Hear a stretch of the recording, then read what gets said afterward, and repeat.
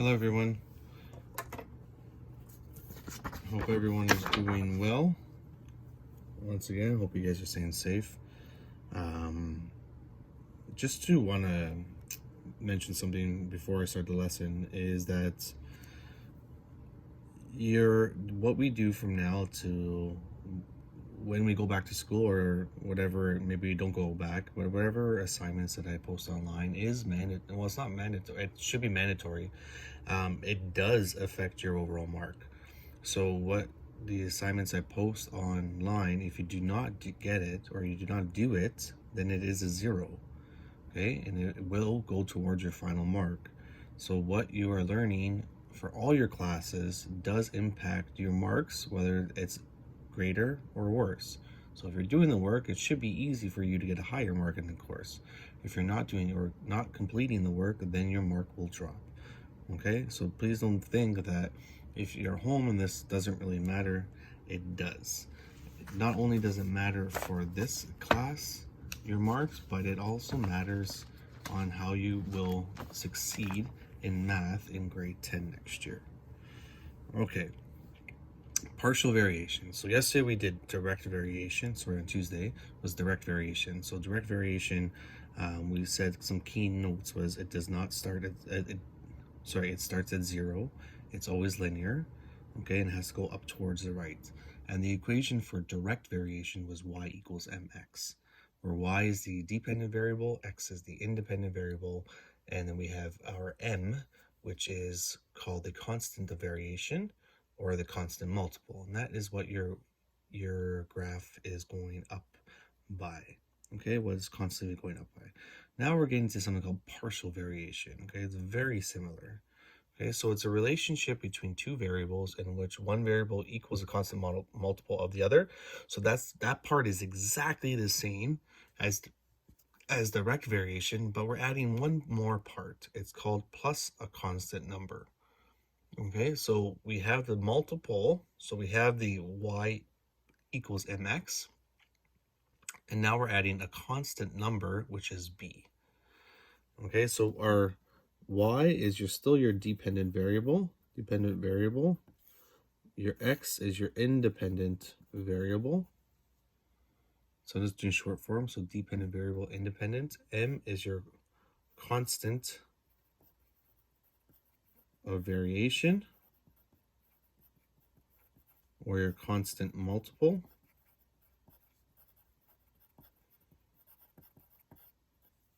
And now we add b, which is the constant number.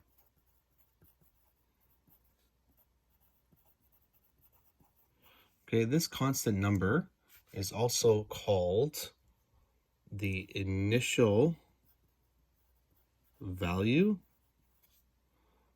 or sometimes called the fixed cost. Okay, so constant number is your initial value or your fixed cost, and I'll show you with the examples. Okay, so we have our y equals mx, and now we're adding a b value, which is a constant number, which is usually your initial value or your starting point. Okay, this graph does not start at 0, 0. So it starts anywhere but 0, 0. So we could have a line that goes up like this. So it starts somewhere on your y-axis, and that's not a 0. Or it could go this way, so it could go downwards. Okay, so we could have a positive graph or a negative graph with regards to partial variation, whereas direct variation is always a positive graph. Okay, and last thing to note here, it is always linear. Okay, 1. Complete the following table. Okay, identify the initial value and the constant of variation. Okay, so the initial value, actually, let's complete the table first. Okay, be careful here, a little bit of a trick here. So this is going up by 1s, so this is going up by 2s. So 5, 7, that means this one will be 9. This one will be 13. Okay, and let's have a think about this next one, this number here. So if I'm going up by 2s, and all of a sudden this one goes up by 4, this one's going up by 1s, So this one's a little bit tricked. So this one here is actually 6. Okay, because they skipped the value here, which should be 5 and 15.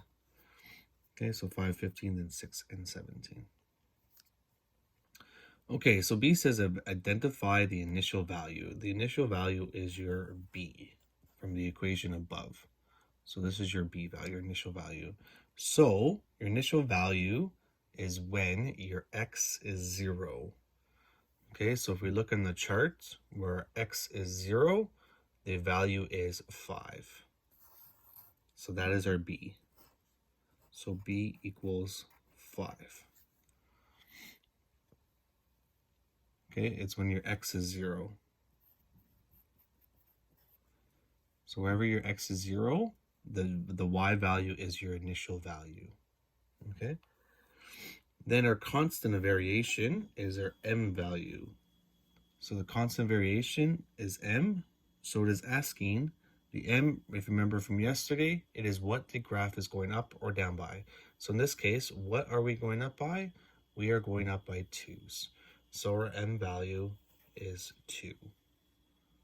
Okay, so we're going up by 2's here. Okay, so it is 2. Okay, so graph the equation. So we're going to graph it. So we start at 0 and 5. So somewhere here. Then we have 1 and 7. 2 and 9. 3 and 11. 4 and 13. And then 6 and 17. If you want to add the missing one, which would be 5 and 15, you may. Okay, then we draw our line of best fit. Okay, notice I forgot a couple things. So our x-axis, our y-axis, going up in equal amounts. Since our subtitles are just x and y, we could call this x and y, and our title is x versus y, underlined. Okay, so that would be for C. Okay, so we graphed it. Okay, moving on to number 2. Okay, so Mithin just bought a new cell phone and plan. His plan is $40 a month plus $7.50 for every gig he uses. What is the fixed cost and the constant of variation? Okay, so fixed cost initial value is the same as our constant number. Okay, so the fixed cost means what does he have to pay? So whether he uses his phone or not, what is the least amount that he has to pay? What is the fixed cost or the initial value? So in this case, Mithin, if he uses no gigs at all, say he's on Wi-Fi the whole time, doesn't use any gigs, he has to still pay the $40 a month. So the fixed cost or the initial value, which is your B, is $40. Okay, so he has to pay that no matter what. Okay, but say he's not on Wi-Fi and he has to use his gig. So every gig that he uses, the graph will go up by $7.50 every time. So if he uses 1 gig, it's $7.50. If he uses 2, it's $15. If he uses 3, it's $22.50. So his constant of variation, which is M, is $7.50 because that's what the graph will keep going up by. So he has to pay the 40, which is your starting point, and then depending on how many gigabytes he uses, his graph will go up by $7.50. Okay, so write an equation. So y equals mx plus b. So just substitute the values in. So our m is $7.50. Keep your y and x plus 40. Oh, I forgot something. So I'm going to go back to the last question. I just realized I forgot to create an equation here. So I'm just going to do this. So y equals 2x plus 5. Okay, so the 2 goes into m. The 5 goes into b. Remember, it's y equals mx plus b. Okay, keep your y and x just as they are.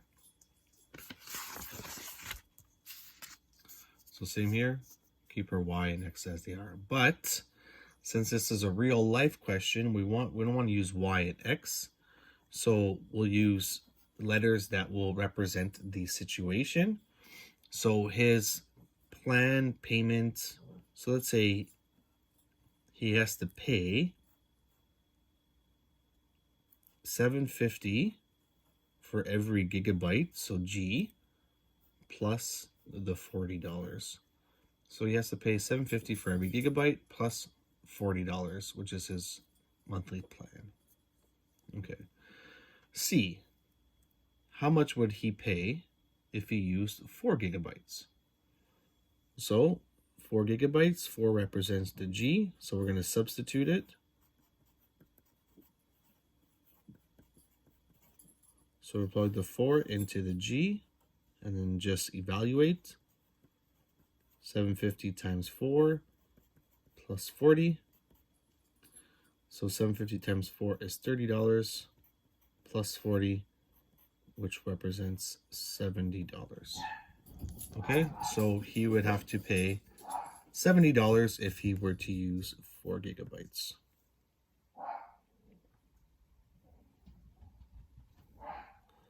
Okay, now last question. P is 750G plus 40. Okay, last one. So it says, how many gigabytes did he use if his phone bill was $77.50? Okay, so how many gigabytes? So we're looking for G. So we don't know what the G is, so we're looking for that. If his phone bill was $77.50, so this represents the phone bill, or how much he has to pay. So that represents P. So we're going to plug this here into P. So $77.50 equals 750G. We're looking for G plus 40. Okay, so if we're looking for what the G is, gigabytes, that means we have to solve for G. In order to solve for G, we have to isolate it or get it alone. So now we have to start canceling values out. Okay, so we're going to cancel the 40 out. So subtract 40 on both sides. So we get 3750 here equals 750G. And now our last step to get G by itself is to divide by 750. So we end up getting 5 equals G. Okay, since these are word problems, I would also include a therefore statement at the end. So therefore, he would have to, or Mithun used 5 gigabytes for his phone. All right, that concludes today's lesson. This will be the last one of the week. So right here is the homework, page 250, 1 to 6, 11, and 13A. Okay, again, I hope everyone is well, and if you have questions, feel free to email me on eLearning. Thanks very much. Have a good day. Bye.